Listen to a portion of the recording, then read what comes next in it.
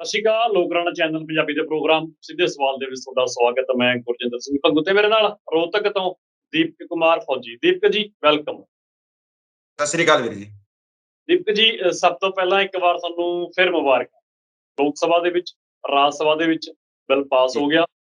ਉਹ ਲੱਗ ਰਾਸ਼ਟਰਪਤੀ ਦੇ ਸਿਗਨੇਚਰ ਬਾਕੀ ਹੈ, ਉਹ ਵੀ ਹੋ ਜਾਣੇ ਆ ਹੁਣ ਤੱਕ। ਉਹ ਨਾਮ ਦੀ ਗੱਲ ਹੈ। ਸਭ ਤੋਂ ਪਹਿਲਾਂ ਤੁਹਾਨੂੰ ਮੁਬਾਰਕਾਂ। ਪੂਰੇ ਕਿਸਾਨ ਭਾਈਚਾਰੇ ਨੂੰ ਮੁਬਾਰਕਾਂ। ਕਿਸਾਨ ਭਾਈਚਾਰੇ ਦੇ ਨਾਲ ਮਜ਼ਦੂਰ ਏਕਤਾ ਜ਼ਿੰਦਾਬਾਦ ਦਾ ਨਾਅਰਾ ਦਿੱਤਾ ਗਿਆ ਸੀ। ਹੋਰ ਸਾਰੇ ਜਿਨ੍ਹਾਂ ਨੇ ਵਿੱਚ ਸ਼ਮੂਲੀਅਤ ਕੀਤੀ, ਭਾਵੇਂ ਉਹ ਕਿਸੇ ਵੀ ਕਿੱਤੇ ਨਾਲ ਸੰਬੰਧਿਤ ਹੋਵੇ, ਸਾਰਿਆਂ ਨੂੰ ਮੁਬਾਰਕਾਂ। ਕਿਉਂਕਿ ਜੋ ਘੋਲ ਜਿੱਤਿਆ ਬੜਾ ਵੱਡਾ ਘੋਲ ਸੀ। ਹਕੂਮਤ ਦੇ ਖਿਲਾਫ ਲੜਨਾ ਕੋਈ ਛੋਟੀ ਮੋਟੀ ਗੱਲ ਨਹੀਂ ਹੁੰਦੀ। ਖਾਲਾ ਜੀ ਦਾ ਕੋਈ बड़ा नहीं दीपक जी होगा। देखो, ये जो जीत मिली है ना, ये जीत हमारे को 750 साध्य देने के बाद मिली है। एक साल से हम दिल्ली बॉर्डर के ऊपर बैठे हुए थे। हमारी कोई ज्यादा बड़ी मांग नहीं थी। हमारी मांग थी तीनों कानून रद्द करो और एमएसपी गारंटी कानून। इतनी बड़ी मांग भी नहीं थी, लेकिन उस एक मांग को मनवाने के लिए आज जो ये जीत हमारे को मिली है, ये जीत उन 750 भाइयों की है जो कि शहादत दे गए इस जीत के लिए। सबसे पहले तो मुबारक उनके परिवार को हो, भगवान उनके वाहे गुरु उनके भाई परिवार वालों को शक्ति दे। वो दुख सहने की जो उनके घर से बंदे गए हैं, उनको तो हम वापस नहीं ला सकते, लेकिन जिस वजह के लिए उन्होंने अपनी शहादतें दी थी, जो हुकूमत को झुकाने के लिए वो लोग शहीद हुए थे, जिस हुकूमत को झुकाने के लिए किसान मजदूर एक हुए थे, ये जीत उन सभी की जीत है। ये किसी एक की जीत नहीं है, ये जीत उस सभी की है जो विदेश में बैठे भाई भी सपोर्ट कर रहे थे या जो सोशल मीडिया वाले भी सपोर्ट कर रहे थे, उन सभी को ये जीत मुबारक हो।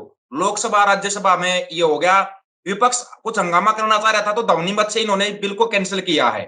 यहाँ भी ध्वनि मत से हुआ। राष्ट्रपति की मोहर है, वो खाना पूर्ति वो भी पूरी हो जाएगी। ये तो पहले पता लग लिया था, बिल तो रद्द हो गए हैं, लेकिन ये लोग अभी एमएसपी पर बात नहीं करना चाह रहे।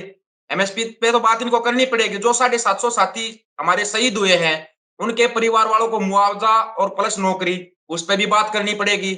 और जो केस लगे हैं आंदोलन के दौरान, जो केस लगे हैं, 48,000 प्लस केस हैं हरियाणा के अंदर, पंजाब के अंदर, यूपी के अंदर बहुत सारे केस हैं। उन केसों को भी इनको रद्द करना पड़ेगा।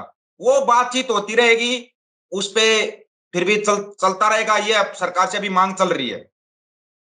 बिल्कुल जी दीपक जी, जेकर ਆਪਾਂ ਗੱਲ ਕਰੀਏ, ਦੇਖੋ ਇੱਕ ਸਾਲ ਦਾ ਸਮਾਂ ਹੋ ਗਿਆ ਸੀ 26 ਨਵੰਬਰ ਨੂੰ ਕਿਸਾਨਾਂ ਨੂੰ ਦਿੱਲੀ ਗਏ ਹੋਏ ਨੂੰ। ਬੜਾ ਖੱਟਾ ਮਿੱਠਾ ਤਜਰਬਾ ਰਿਹਾ। ਬੜੀ ਔਕੜਾਂ ਵੀ ਆਈਆਂ। ਬੀਜੇਪੀ ਸਰਕਾਰ ਵੀ ਢਿੱਲ ਲਾ ਕੇ ਹਟੀ ਇਹ ਅੰਦੋਲਨ ਨੂੰ ਖਦੇੜਨ ਦੇ ਲਈ, ਪਰ ਕਿਸਾਨ ਆਪਣੇ ਹੌਸਲੇ ਦੇ ਨਾਲ, ਜਾਬਤੇ ਦੇ ਨਾਲ, ਆਪਣੇ ਕੰਟਰੋਲ ਦੇ ਵਿੱਚ, ਡਿਸਿਪਲਿਨ ਦੇ ਵਿੱਚ ਦਿੱਲੀ ਦੇ ਬਾਰਡਰਾਂ ਤੇ ਡਟੇ ਰਹੇ। ਪਤਾ ਸੀ ਕਿ ਜੇਕਰ ਅਸੀਂ ਹਿੰਸਕ ਹੋ ਗਏ ਤਾਂ ਸਾਨੂੰ ਮਿਲਣਾ ਕੁਛ ਨਹੀਂ। ਬਾਰ-ਬਾਰ ਕਿਸਾਨ ਆਗੂ ਵੀ ਇਹੀ ਗੱਲ ਕਹਿੰਦੇ ਸੀ ਕਿ ਤੁਸੀਂ ਜਾਬਤੇ ਦੇ ਵਿੱਚ ਰਹੋ, ਡਿਸਿਪਲਿਨ ਦੇ ਵਿੱਚ ਰਹੋ। ਸਰਕਾਰ ਮੰਨੂਗੀ, ਸਰਕਾਰ ਇੱਕ ਨਾ ਇੱਕ दिन ਝੁਕੂਗੀ ਜ਼ਰੂਰ।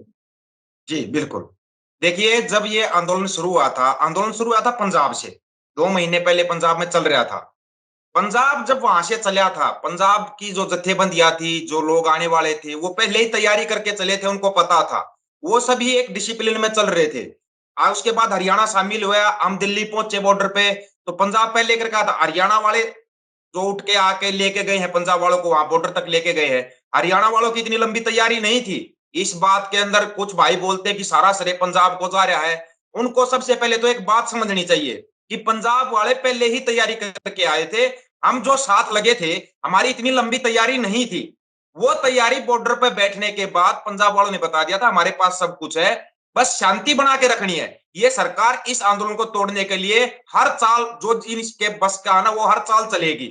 और वो चाल इन्होंने चली कि भाई ये तो खालिस्तानी है, ये तो खालिस्तान की मांग कर रहे हैं, कोई कानून रद्द की मांग नहीं है। भाई ये तो पाकिस्तान से इनकी फंडिंग आ रही है, चाइना से फंडिंग आ रही है। कितने मतलब के एलिगेशन लगाए, उन सब का जवाब बिल्कुल शांतिपूर्वक तरीके से फिर इन्होंने जत्थेबंदियों ने एसकेएम ने एक निर्णय लिया कि जो गोदी मीडिया है, इसको काटने के लिए सोशल मीडिया पे ज्यादा से ज्यादा जागरूक होना चाहिए। फिर सोशल मीडिया के ऊपर आप जैसे कुछ भाई यूट्यूब वाले थे, वो भी शामिल हो गए। यूट्यूबरों ने लगातार आवाज उठाई, सोशल मीडिया को, गोदी मीडिया को दबा दिया सोशल मीडिया ने। तब इनकी समझ में आया कि ये तो एक मतलब के लंबी लड़ाई का वो लेके चल रहे हैं। पहले इनका ये थी भाई मोदी नहीं झुकता, कानून एक बार बन गया वो रद्द नहीं होते। इन्होंने खूब प्रचार प्रसार किया था इस चीज का कि कानून कभी रद्द होंगे नहीं, मोदी कभी झुकेगा नहीं। लेकिन यही बात थी कि भाई शांतिपूर्वक बैठे रहो और अपनी मांग लगातार जारी रखो। और उस शांतिपूर्वक बैठने का जो परिणाम आज निकला है, सबके सामने, राज्यसभा में, लोकसभा में, दोनों जगह पे कानून रद्द हो गए। अभी राष्ट्रपति की मोहर भी लग जाएगी, कानून रद्द हो गए। लेकिन ये कानून रद्द करवाने के लिए 1 साल के अंदर कितने, आप जैसा आपने बताया, कितना खट्टा मीठा अनुभव है। 750 हमारे साथी भी गए हैं, और भी कितनी चोटें लगी हैं, केस लगे हैं, वो अनुभव भी तो हमारे पास है ना। उस अनुभव को देखते हुए, लेकिन जो शांतिपूर्वक, अभी एसकेएम की कल मीटिंग है, एसकेएम जो भी फैसला लेगा उस फैसले के साथ चलेंगे। कोई एक अकेला नेता कोई भी फैसला लेता उसके साथ नहीं चला जाएगा। ਜੀ ਬਿਲਕੁਲ। ਦੀਪਕ ਜੀ ਹੁਣ ਸਮਝੀਏ ਕਿ ਕੇਂਦਰ ਸਰਕਾਰ ਨਾਲ ਤਾਂ ਹੁਣ ਜੋ ਮਾਮਲਾ ਸੀ ਉਹ ਨਜਿੱਠਿਆ ਗਿਆ ਅੰਦੋਲਨ ਦਾ ਇਸ ਤੇ ਹੁਣ ਕੀ ਸਮਝੀਏ, ਕੀ ਜਾਣੀਏ ਕਿ ਅਗਲਾ ਸੰਘਰਸ਼ ਜੋ ਸੂਬੇ ਦੀਆਂ ਹਕੂਮਤਾਂ ਨੇ, ਜੋ ਸੂਬਾ ਸਰਕਾਰਾਂ ਨੇ, ਆਹ ਵੀ ਬੜੇ ਵੱਡੇ-ਵੱਡੇ ਵਾਅਦੇ ਕਰਦੀ ਰਹੀਆਂ ਨੇ ਲੋਕਾਂ ਦੇ ਨਾਲ, ਕਿ ਅਗਲਾ ਸੰਘਰਸ਼, ਅਗਲੀ ਲੜਾਈ ਹੁਣ ਸੂਬਾ ਸਰਕਾਰਾਂ ਦੇ ਖਿਲਾਫ ਹੋਊਗੀ? जी बिल्कुल होगी। अभी केंद्र सरकार ने बोला है कि जो केस लगे हैं वो तो भाई स्टेट गवर्नमेंट का मैटर है, स्टेट गवर्नमेंट देखेगी उसको। तो अब ये अगली लड़ाई है, जो केस वापसी की लड़ाई है, तो स्टेट गवर्नमेंट से ही होगी, इन्हीं के साथ होगी। और उसका बताया, एमएसपी का भी बताया, ये स्टेट गवर्नमेंट के ऊपर छोड़ रहे हैं, भाई एमएसपी का क्या करना है वो स्टेट गवर्नमेंट करेगी। लेकिन पहले एक बार केंद्र में इस पर चर्चा होनी चाहिए कि एमएसपी जो मिनिमम सपोर्ट प्राइस है वो हक है हमारा, हम अपना हक ही तो मांग रहे हैं, कोई अलग से कोई चीज नहीं मांगी जा रही है। अभी उसकी जो लड़ाई होगी ना, जो लड़ाई चलेगी, ये नहीं कि ये लड़ाई खत्म हो गई है। लड़ाई तो शुरू हुई थी हमारी 19 तारीख को, जब प्रधानमंत्री ने आकर के पूरे देश के नाम संदेश दिया था कि ये तीनों कानून हम कुछ किसानों को, यहां पर भी उन्होंने एक शब्द यूज किया, कुछ किसानों को हम समझा नहीं पाए। लेकिन बिल्कुल, उन्होंने वो कुछ था ना, उसमें बहुत कुछ शामिल था। वो कहना तो बहुत कुछ चाहते थे, लेकिन अपनी बात को दबा गए। अभी ये लोग चाहते हैं, इन्होंने कानून रद्द किए हैं, अब देखना गोदी मीडिया इसका कितना प्रचार प्रसार करेगी। ये इनको यूपी, पंजाब, उत्तराखंड में जब चुनाव है ना, उस चुनाव में बुलाने की कोशिश करेगी। लेकिन कानून इन्होंने बनाए थे, रद्द भी इन्होंने किए हैं, और रद्द भी ऐसे नहीं किए हैं, रद्द भी तब किए जब हमारे 750 साथियों ने शहादतें दी हैं, जब हमारे साथ वाले लगातार दिल्ली बॉर्डर पे बैठे रहे। ਬਿਲਕੁਲ। ਦੀਪਕ ਜੀ, ਇੱਕ ਗੱਲ ਮੈਂ ਇੱਥੇ ਤੁਹਾਨੂੰ ਮਾਫ਼ੀ ਚਾਹੁੰਦਾ, ਵਿੱਚ ਟੋਕਣੀ ਚਾਹੁੰਦਾ। ਇਹ जी ਆਪਾਂ ਸਾਰੇ ਕਹਿੰਦੇ ਆ ਕਿ ਵੀ ਕਾਨੂੰਨ ਰੱਦ ਕਰਤੇ ਸਰਕਾਰ ਨੇ, ਬੀਜੇਪੀ ਨੇ, ਨਰਿੰਦਰ ਮੋਦੀ ਨੇ। ਕਾਨੂੰਨ ਰੱਦ ਕੀਤੇ ਨਹੀਂ, ਕਾਨੂੰਨ ਰੱਦ ਕਰਵਾਏ ਨੇ ਕਿਸਾਨਾਂ। जी बिल्कुल, ये हकीकत है। ये जो प्रचार प्रसार कर रहे हैं ना कि कानून ने, वही नरेंद्र मोदी ने देश का भला देखते हुए प्रधानमंत्री ने कानून रद्द किए। अगर ये इतना ही भला देखते किसानों का, तो जो 1 साल पहले जब किसान चल रहे थे दिल्ली के लिए, ये उसी समय पे भी आकर के बोल सकते थे कि ठीक है, कानून अगर आपकी समझ में नहीं आ रहे हैं, आपके भले के लिए नहीं, तो हम इनको रद्द कर रहे। अगर प्रधानमंत्री जी देश का इतना ही भला चाह रहे थे तो 1 साल पहले करते, हमारे 750 साथियों को शहादतें नहीं देनी पड़ती। उन बिल्कुल, साधकों का अभी तक इन्होंने कभी जिक्र भी नहीं किया, ना ही तो राज्यसभा में ना लोकसभा में कोई जिक्र नहीं किया, एमएसपी का जिक्र नहीं किया। कानून रद्द किए नहीं है, कानून रद्द किसानों ने करवाए हैं। और करवाए। ये रद्द अपने शांतिपूर्वक बैठ के, अपनी जो मतलब बिल्कुल हट लगा के बैठे थे, जब तक कानून वापसी नहीं, घर वापसी नहीं, ये जिद लगा के कानून रद्द करवाए हैं, किए नहीं गए हैं। ਬਿਲਕੁਲ। ਤੇ ਦੀਪਕ ਜੀ, ਜੇਕਰ ਮੈਂ ਪੰਜਾਬ ਦੀ ਗੱਲ ਕਰਾਂ, ਹੁਣ ਗੱਲਾਂ ਤਾਂ ਵੀ ਨਿਕਲ ਕੇ ਆ ਰਹੀਆਂ ਨੇ, ਕਿਆਸ-ਰਾਈਆਂ ਵੀ ਲੋਕਾਂ ਨੂੰ ਹੈਗੀਆਂ ਨੇ ਕਿ ਹੁਣ ਸਾਰੀਆਂ ਜਥੇਬੰਦੀਆਂ ਇਕੱਠੀਆਂ ਹੋ ਕੇ ਪੰਜਾਬ ਦੇ ਵਿੱਚ ਧਰਨਾ ਲਾਉਣ ਜਾ ਰਹੀਆਂ। जी देखो, पंजाबी जत्थेबंदियां, एसकेएम की मीटिंग है कल, एसकेएम जो भी फैसला लेगा उस फैसले के साथ सभी चलेंगे। एक अकेला पर्टिकुलर नेता, अभी कोई ये समझ रहा हो कि लड़ाई खत्म होगी, लड़ाई खत्म नहीं हुई है अभी, लड़ाई अभी जारी रहेगी। लेकिन अगर उसके बीच में कोई नेता ये कहे कि नहीं, उठ के अभी घर जाओ, कोई लड़ाई नहीं लड़नी है, ऐसा कुछ नहीं है, लड़ाई जारी रहेगी। लेकिन लड़ाई का तरीका बदल जाएगा, लड़ाई खत्म नहीं होने जा रही। जो ये लोग प्रचार प्रचार प्रसारित कर रहे हैं ना गोदी मीडिया, कि अभी किसान अपने घर चले जाए, किसान घर नहीं जाएंगे, लड़ाई अभी हमारी बाकी है। लड़ाई का तरीका बदली होगा, और वो तरीका कैसे करना है कैसे नहीं करना, वो एसकेएम का निर्णय आ जाएगा, सबको पता लग जाएगा। ये सबको पता, जब तक एमएसपी कानून लागू नहीं होता तब तक घर वापसी नहीं होगी। अब एमएसपी के लिए जो लड़ाई चलेगी, वो सबको पता है, एक लंबी लड़ाई चलेगी और लंबे समय तक लड़ना पड़ेगा। उसका जो तरीका, एसकेएम मिलके बैठ के जो भी फैसला लेता है, उस फैसले के साथ सभी सहमति के साथ उनको मानेंगे, और उसी आधार पर अपनी लड़ाई को लड़ा जाएगा। ਜੀ ਬਿਲकुल। ਦੀਪਕ ਜੀ, ਕੀ ਲੱਗਦਾ ਕਿ ਐਮਐਸਪੀ ਦਾ ਜੋ ਮਾਮਲਾ ਕੇਂਦਰ ਦੀ ਹਕੂਮਤ ਕਿਵੇਂ ਤੇ ਕਦੋਂ ਤੱਕ ਨਜਿੱਠੂਗੀ? जी, ऐसा है, एमएसपी पर भी ये मानेंगे। पहले जो ये गोदी मीडिया प्रचारित कर रही थी कि मोदी कभी झुकता नहीं, मोदी कभी झुकता नहीं, एक बार जो कानून बन गए वो कानून कभी रद्द नहीं होते। इन्होंने ये खूब प्रचार प्रसार किया था इस चीज का कि कानून एक बार बनने के बाद रद्द नहीं होते। ऐसे तो कल सीए वाले खड़े होंगे, कल एनआरसी वाले खड़े होंगे। इन्होंने अलग अलग तरह से प्रचार प्रसार किया था, लेकिन ये जो कानून रद्द करवाए हैं ये किसानों ने करवाए हैं। कानून रद्द के साथ एमएसपी की जो गारंटी थी वो भी ये किसान लेकर ही घर आएंगे। ये नहीं कि इसको एमएसपी को कोई भूल जाए। एमएसपी और का 3 कानून रद्द शुरुआत से ये मांग थी और ये मांग आज भी कायम है। जब तक एमएसपी गारंटी कानून नहीं मिलता तब तक हमारी लड़ाई खत्म नहीं होगी। बिल्कुल, देखो उਦੋਂ तक लड़ाई खत्म नहीं होगी। जी, ਦੀਪ ਜਿਵੇਂ ਹੁਣ ਬੀਜੇਪੀ ਸਰਕਾਰ ਦੇ ਖਿਲਾਫ ਤਾਂ ਤੁਹਾਡੇ ਸਾਹਮਣੇ ਹੀ ਹੈ। ਦੇਖੋ ਬਾਈਕਾਟ ਹੋਈ ਬੀਜੇਪੀ ਦਾ ਕਿੰਨੇ ਸੂਬਿਆਂ ਦੇ ਵਿੱਚ ਬੜੀ ਦੂਰ ਦੀ ਗੱਲ ਸੀ ਬੀਜੇਪੀ ਲਈ ਚੋਣ ਪ੍ਰਚਾਰ ਕਰਨਾ। ਇਹ ਤਾਂ ਕਿਸਾਨ ਤਾਂ ਸੜਕਾਂ ਤੇ ਉਤਰਨ ਵੀ ਨਹੀਂ ਸਿੱਧੇ। ਬੀਜੇਪੀ ਸਰਕਾਰ ਨੂੰ ਲੱਗਦਾ ਸੀ ਕਿ ਸਾਡਾ ਨੁਕਸਾਨ ਹੋਊਗਾ, ਇਸ ਕਰਕੇ ਕਾਨੂੰਨ ਇਹ ਵਾਪਸ ਤੇ ਆ ਗਏ। ਕਾਨੂੰਨ ਰੱਦ जी। ਹੋਣ ਤੇ ਕਿੰਨਾ ਇੰਨਾ ਗੁੱਸਾ ਲੋਕਾਂ ਦੇ ਵਿੱਚ ਬੀਜੇਪੀ ਖਿਲਾਫ ਇੰਨਾ ਰੋਹ ਹੈ। ਕਦੋਂ ਤੱਕ ਉਹ ਕੀ ਲੱਗਦਾ ਹੈ ਕਾਨੂੰਨ ਰੱਦ ਹੋਣ ਤੋਂ ਬਾਅਦ ਵੀ ਇਸ ਗੁੱਸੇ 'ਚ ਠੱਲ ਪੈ ਜਾਊਗੀ? नहीं, बिल्कुल भी ठंड नहीं पड़ेगी। सभी को याद है और कोई भी नहीं भूला लखीमपुर खीरी के अंदर जो गाड़ी चढ़ाई गई थी किसानों के ऊपर, उसको आज तक देश भूला नहीं है और ना ही कोई भूलेगा। अभी तक उस मंत्री को बर्खास्त नहीं किया गया है। अगर भूल गया, जो भूल जाएगा वो असली किसान का खून नहीं होगा। जो इस बीजेपी ने जो अत्याचार किए हैं किसान कौम के ऊपर, उसको जो भी भूल जाएगा वो असली किसान का पुत्र नहीं होगा। इनकी एक एक बात को याद रखा जाएगा।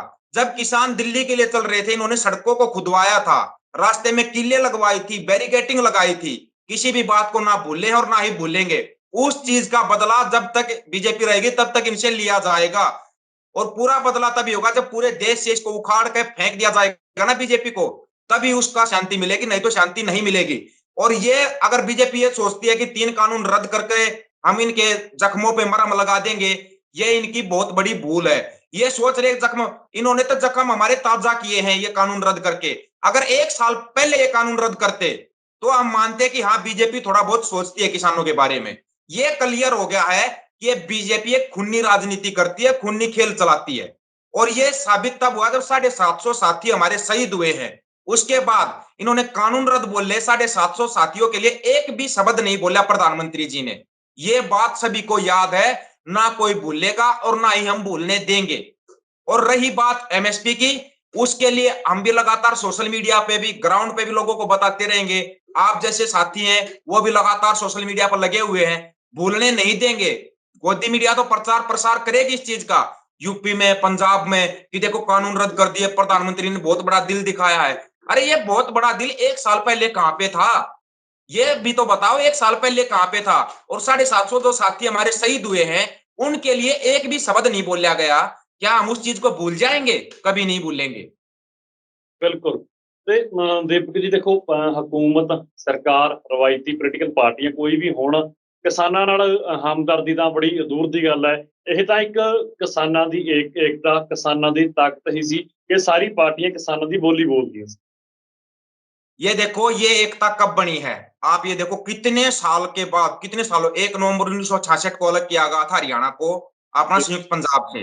इन्होंने देखा था जब देश की आजादी के बाद भाई पूरे देश के, एक बार जब इमरजेंसी लगाई गई थी, जो दान मांगा गया था, पूरे देश का दान एक तरफ था और संयुक्त किसान जो संयुक्त पंजाब था उसका दान एक तरफ था।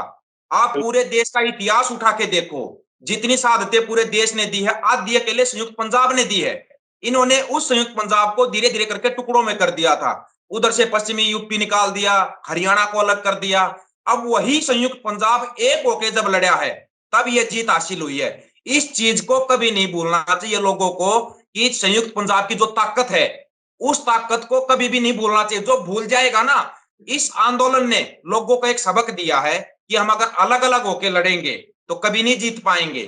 सियासत बहुत बड़ी चीज होती है, सियासत से जीतना इतना आसान नहीं होता गुरविंदर जी, लेकिन उसको जीतने के लिए आपको एकता बनानी पड़ेगी। उसी एकता के लिए अभी जो एसकेएम निर्णय लेता है कि लड़ाई को अब इस तरीके से लड़ा जाएगा, उसका फैसले का स्वागत किया जाएगा और लड़ाई को उसी तरीके से लड़ा जाएगा। ਬਿਲकुल ਦੇਖੋ ਦੀਪਕ ਜੀ ਕਿਸਾਨੀ ਦੇ ਹਾਲਾਤ ਤਾਂ ਸ਼ੁਰੂ ਤੋਂ ਹੀ ਗੰਭੀਰ ਰਹੇ ਨੇ। ਸਰਕਾਰਾਂ ਨੇ ਭਾਵੇਂ ਦਾਅਵੇ ਤੇ ਵਾਅਦੇ ਤਾਂ ਲੱਖ ਕੀਤੇ ਕਿ ਅਸੀਂ ਕਿਸਾਨਾਂ ਦੀ ਬਾਹ ਫੜਾਂਗੇ, ਖੇਤ ਮਜ਼ਦੂਰਾਂ ਦੀ ਬਾਹ ਫੜਾਂਗੇ, लगातार किसानी संकट ਦੇ ਵਿੱਚ ਰਹੀ। किसानी ਕਰਨ ਵਾਲੇ ਮਜ਼ਦੂਰ ਤੇ ਮਜ਼ਦੂਰ ਕਿਸਾਨ ਤੇ ਕਿਸਾਨ ਲਗਾਤਾਰ ਖੁਦਕੁਸ਼ੀਆਂ ਦੇ ਰਾਹ ਪੈਂਦੇ ਰਹੇ।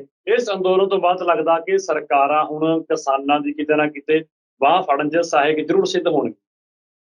जी बिल्कुल, इनको आगे तक का एक डर जो ये डराते थे, जैसे बीजेपी डराती है, एयरपोर्ट बेच दिए, बैंक बेच दिए, सब कुछ बेच दिया भाई। एक कभी जाटों को दबा दिया, कभी गुजरों को दबा दिया, कभी मराठों को दबा दिया, ये अलग अलग करके जो डरा रहे थे ना, उसके बाद जब ये सही ढंग से टकराए किसानों के साथ, तब इनको एहसास हो गया किसान अगर सरकार बनाना जानता है तो किसान सरकार को उखाड़ना भी जानता है। ये चीज जो चौधरी छोटू राम जी ने बोली थी, जब किसान नाराज होता है ना तो वो कानून वापिस नहीं करता, वो सरकार को ही वापिस कर देता, सरकार को ही पलट देता है। और वो चीज आज साबित करके दिखा दी किसानों ने कि इनकी ताकत है ना जो, लेकिन वो ताकत है एकता के अंदर, ये भी नहीं भूलना चाहिए। अगर अलग अलग होकर लड़ेंगे, हरियाणा अपने उसमें अलग लड़ता रहा, यूपी अलग लड़ेगा, पंजाब अलग लड़ेगा, अलग अलग लड़के हम जीत हासिल नहीं कर पाएंगे। एक बन के जब लड़ेंगे हम, जब पूरे देश को एक संदेश जाएगा, पूरी दुनिया को एक संदेश गया है हमारी एकता में। आज भी प्रधानमंत्री जी बोलता है कि कुछ किसान, लेकिन उन कुछ किसानों की ताकत के सामने झुक कैसे गया? वो थी एकता, वो हमारी एकता थी जिसको प्रधानमंत्री को झुकने को मजबूर किया गया, कानून रद्द करने के लिए मजबूर किया गया। नहीं तो कितने कानून इन्होंने लागू कर दिए। आपको एक चीज बताते हैं, एक छोटी सी चीज, सेना है, सेना के नाम पे राजनीति करते हैं। खुद प्रधानमंत्री जी ने बोला था कि 1 रैंक 1 पेंशन को लागू करेंगे, आज तक लागू नहीं किया गया है। 2 साल हो गए, वो मामला लंबित है सुप्रीम कोर्ट के अंदर और आज तक उसके ऊपर सुनवाई नहीं हो चुकी। कितनी लंबी लड़ाई लड़ रहे हैं सैनिक, वो लड़ाई नहीं। ਤੁਸੀਂ ਇੱਕ ਗੱਲ ਹੋਰ ਦੇਖੋ ਕਿ 2015 ਦੇ ਵਿੱਚ ਜੋ ਰਿਟਾਇਰ ਸੈਨਿਕ ਨੇ ਉਹਨਾਂ ਨੇ ਦਿੱਲੀ 'ਚ ਅੰਦੋਲਨ ਸ਼ੁਰੂ ਕੀਤਾ ਸੀ। 22,000 ਮੈਡਲ ਆਪਣੇ ਵਾਪਸ ਕੀਤੇ ਸੀ। ਉਹਨਾਂ ਦੇ ਤੰਬੂ ਤਾਂ बीजेपी हुकूमत ने पटते सी। जी बिल्कुल, वो 1 रैंक 1 पेंशन की लड़ाई थी जो 2015 का आप जिक्र करें ना, 1 रैंक 1 पेंशन की लड़ाई, और वो लड़ाई आज तक चल रही है। उस मामले को सुप्रीम कोर्ट में अटका दिया गया। मैंने भी बीच में बार बार अपील की गई थी कि जितने भी अपनी सेना के जवान है, जो रिटायर्ड पर्सन है, वो अभी आके किसानों के साथ लग जाओ। किसान अगर आप किसानों का साथ दोगे, जब किसान आपका साथ देंगे तो हम उस लड़ाई को भी जीत सकते हैं। ये बताया था, बार बार लोगों को जागरूक किया था, लेकिन नहीं समझ पाए वो लोग। नहीं, हम अपनी लड़ाई भाई सुप्रीम कोर्ट में लड़ेंगे, सरकार उलझा सकती है, ये सबको पता है। हुकूमत कोई छोटी चीज नहीं होती गुरविंदर जी, हुकूमत एक बहुत बड़ी चीज है। इससे अगर लड़ना है तो आपको ठंडे दिमाग से लड़के आप जीत सकते हो। ताकत से कभी नहीं जीत सकते आप सरकार के साथ। ठंडे दिमाग से और रणनीति बनाकर ही हुकूमत से जीता जाता है। अदरवाइज आप कितने आंदोलन करो, कुछ भी करते रहो, हुकूमत को कोई फर्क नहीं पड़ेगा। अगर हुकूमत को झुकाना है तो आपके जो अगवा है, अगवा आपके इतने शानदार होने चाहिए जो रणनीति बनाने में बहुत माहिर हो, और वो अगवा भी हमारे को मिले इस आंदोलन के अंदर। तो अभी भी फिर मैं आपके चैनल के माध्यम से एक संदेश देना चाहता हूं, जो रिटायरमेंट सैनिक है, जो रिटायर्ड सैनिक है, अगर आपको अपनी लड़ाई लड़नी है तो आप आइए और किसान अगुवाओं के साथ इनको बताइए आपकी समस्या क्या है, और इनसे अपील कीजिए कि हमारी भी लड़ाई को लड़ा जाए। क्यों? क्योंकि सेना के अंदर जो जवान होता है वो किसान का ही पुत्र होता है। कोई बड़े व्यापारी का पुत्र कभी सेना के अंदर नहीं जाता। ये आपको भी पता, हमारे को भी पता है। और सबसे बड़ी बात है, गुजराती तो है ही नहीं सेना के अंदर। आप उठा के देखो सेना का रिकॉर्ड, गुजराती आपको सेना के अंदर नहीं मिलेंगे। तो व्यापार इनके खून के अंदर है। ये व्यापारियों के बच्चे कभी सेना के अंदर नहीं जाएंगे, क्योंकि सेना की नौकरी बहुत कठिन नौकरी होती है। वही सैनिक जब अपनी लड़ाई 2015 से लड़ते आ रहे हैं, आज तक उनकी सुनवाई नहीं की है, तो ये देख लो, इनको तो आप पता लगा किसानों के अंदर ताकत क्या होती है। और ये पूरे देश में एक मैसेज जाएगा।